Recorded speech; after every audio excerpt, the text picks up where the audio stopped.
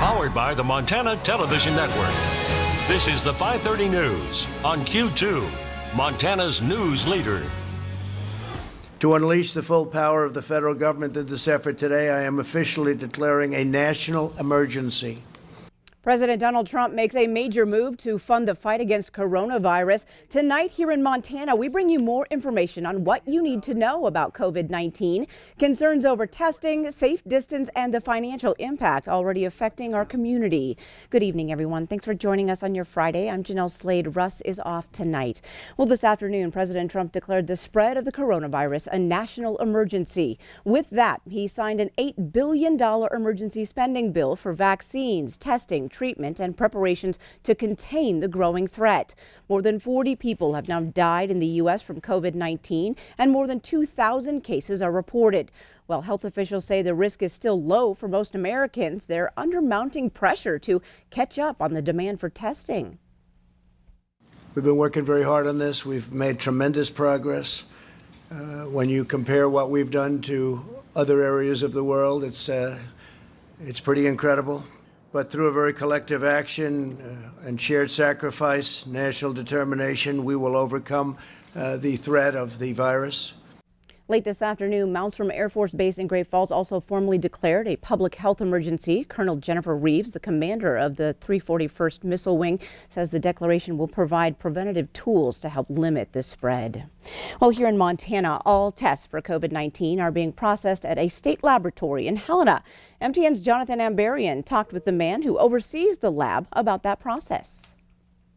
When public health leaders and healthcare providers around Montana determine someone needs to be tested for the new coronavirus, they will take a sample through a nasal swab. That sample will then be brought to the Montana Department of Public Health and Human Services in Helena and tested at the state public health laboratory. Leaders say they've seen a growing demand for tests in recent days, and that could continue. Certainly, we're preparing for increased numbers.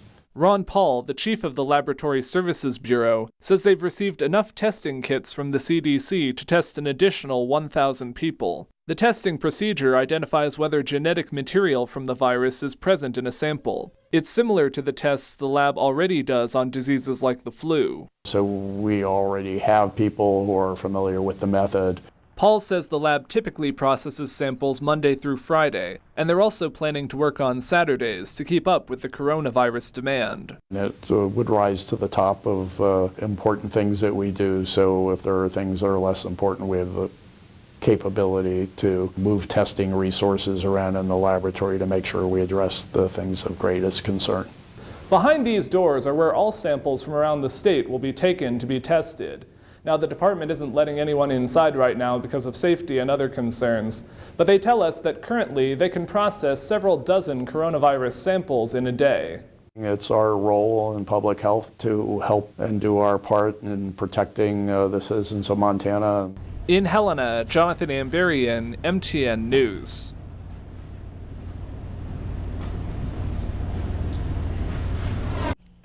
Thanks, Jonathan. We'd like to remind you that the state has provided a phone number if you have any coronavirus-related questions. That number, 1-888-333-0461, or you can go online to covid19.mt.gov.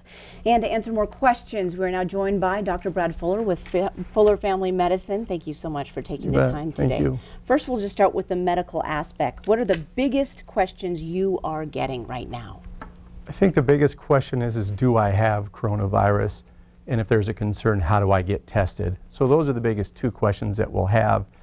To help figure that out, I would recommend talking to your doctor. Don't just come in expecting to get a test, because we have to use certain clinical criteria to determine whether or not you would qualify for a test. For example, there's many viruses out there, bacterial infections that could manifest as such. So our job is to make sure it's not influenza. We can do a swab. And if that's negative, then we want to consider maybe further testing, such as with the COVID-19 test kit. There's clinical criteria that we would have to use. Do you have a fever? Do you have a cough? Do you have shortness of breath? Have you traveled anywhere in the region recently or out of the country? Have you been in contact with somebody that may be infected? All right. Now, as for those test kits, where are you on those right now? What are your thoughts on the test kits? I understand Governor Bullock made about 1,000 available. I think more are on the way. Right now, we don't have any at our facility. I've been in communication all week with Riverstone Health through emails and telephone calls. Can we get the kits? They're still waiting. I called the emergency number last night at the State Health Lab, and they're going to be sending us 2. I've been able to figure out how to make these kits on my own, so I have the supplies coming next week. So I think we'll be prepared if and when we need it. Okay, and how do we all put this into perspective for our families and our community? I think we realize we're going to get through this. First and foremost, it's going to be scary. There's going to be a lot of frustrations and a lot of concerns, but there's been pandemics since mankind, and because of that, we will figure out how to get through it. There will be sad times, frustrating times, as mentioned, but we will get through this, hopefully in a matter of weeks or months, but this is something that we can treat eventually. And remind us, common sense, cleanliness, what do we need to be thinking? Social distancing, I think, is the biggest thing. Try to stay 6 feet away from your closest neighbor. Cover your coughs or sneezes with your elbow. Try to avoid your hand because that's touching everything else and somebody will touch that. If you have a fever, cough, isolate yourself. Call your doctor. Stay home. Don't bring that to work or to school. Kind of some of those common sense things to keep yourself at bay a little bit till we can figure this out. All right. Well, thank you so much for your time. Thank you, guys. All right. Have a good night. Good night. Well, the Unified Health Command encourages the postponement of large gatherings to mitigate the risk of COVID-19 exposure. The command emphasized and reiterated some information about coronavirus this afternoon. It has advice for those attending large events such as the state tournament, and it answered some questions about testing. It's important to remember that getting tested for COVID-19 requires a physician order. So we've gotten a lot of questions about, can I just go and get a test? And the answer is no. One of the questions we get a lot is, with the risk of COVID-19, should I go to the doctor right away? And what we're really encouraging people to do is use the same logic that people have used their whole lives. If you believe you're sick enough to have gone to the doctor when there wasn't the risk of COVID-19, you should go to the doctor. If you believe you would have been sick enough to go to the emergency department before there was thought of COVID-19, you should go to the emergency department. If prior to the thought of COVID-19, you would have stayed home and taken a day or 2 off work or away from school, stay home and take a day or 2 off work and away from school. We are definitely encouraging people to maintain their distance, like spread out when you're in the stands. But at this point, we have not, as a Unified Health Command or as a public health officer, issued specific orders related to you cannot. That is a very significant step that at this point, with no cases, we feel like we're ahead of the curve by encouraging people to not participate in those things. And John Felton says the Unified Health Command is working on a centralized testing center and will soon announce that location.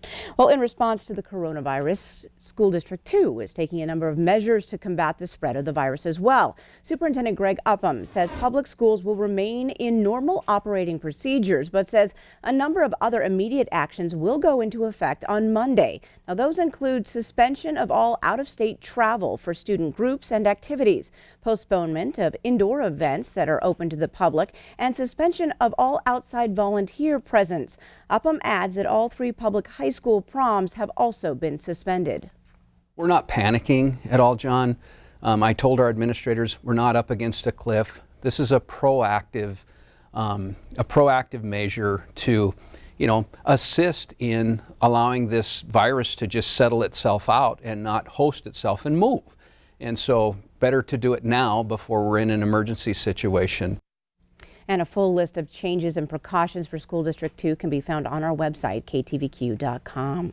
Well, Montana courtrooms must also undergo new requirements come Monday. Montana Chief Justice Mike McGrath issued those changes today.